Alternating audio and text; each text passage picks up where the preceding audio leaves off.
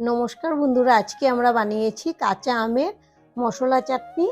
আর যেভাবে বানিয়েছি এটা স্বাদে গন্ধে হবে অপূর্ব। আর এটা একবার খেলে এর স্বাদ কোনো দিনও ভুলতে পারবেন না, এতটাই টেস্টি হয়। দেখুন দেখতে কতটা সুন্দর হয়েছে, একদম গোটা গোটা থাকবে। এভাবে আপনারা বানিয়ে খাবেন, আশা করছি খুব ভালো লাগবে। তাহলে চলুন দেখে নেওয়া যাক আমাদের আজকের রেসিপি। সবার প্রথমেই একটা বড় সাইজের আম খোসা ছাড়িয়ে ধুয়ে এরকম পাতলা পাতলা স্লাইস করে কেটে নিয়েছি। এবার একটা পাত্রে নিয়ে নেব, দিয়ে দেব লবণ আর দেব জল।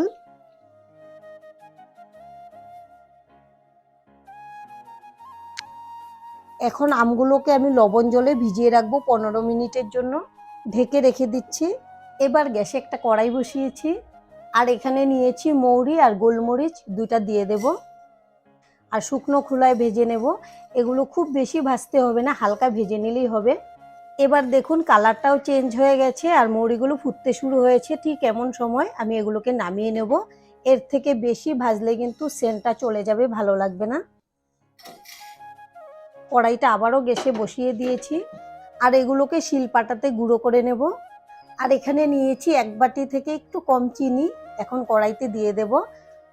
আর মিষ্টিটা কিন্তু সম্পূর্ণ নির্ভর করবে আমটার উপরে। আম যেরকম, যদি আমটা বেশি টক হয় তাহলে চিনিটা বেশি দেবেন, আর কম হলে কম চিনি দিয়েও হয়ে যাবে। আর এখানে আমি 1/2 বাটি জল দিয়ে দেব।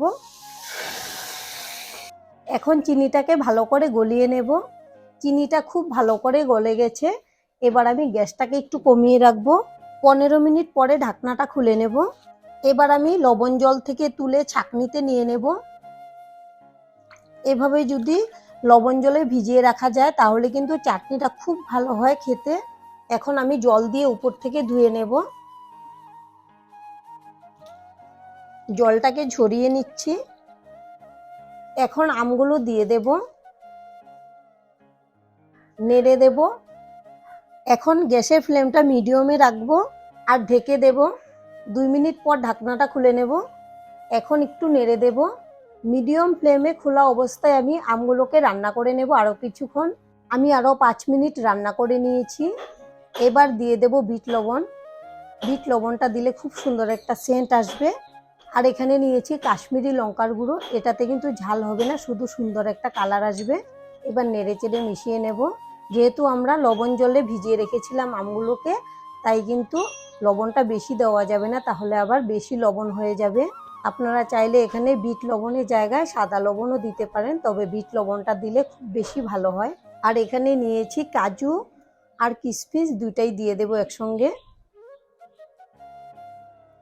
আর দিয়ে দেব একটু হলুদের গুঁড়ো। এভাবে আরও 10 মিনিট রান্না করে নেব।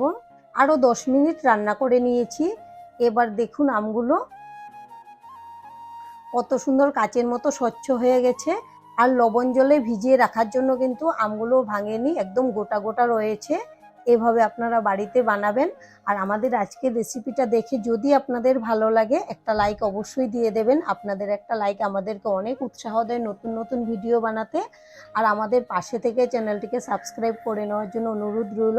আর আমাদের এই চাটনি কিন্তু এখনও রেডি হয়নি, আর একটু হবে, আপনারা সঙ্গে থাকুন। আরও 5 মিনিট রান্না করে নিয়েছি। আর এখন দেখুন কত সুন্দর লাগছে দেখতে। প্রত্যেকটা পিস কিন্তু গোটা গোটা থাকবে, একদম ভাঙবে না। আর এটা খেতেও কিন্তু দারুণ হয়। এখন আমি দিয়ে দেব ভেজে রাখা মশলা।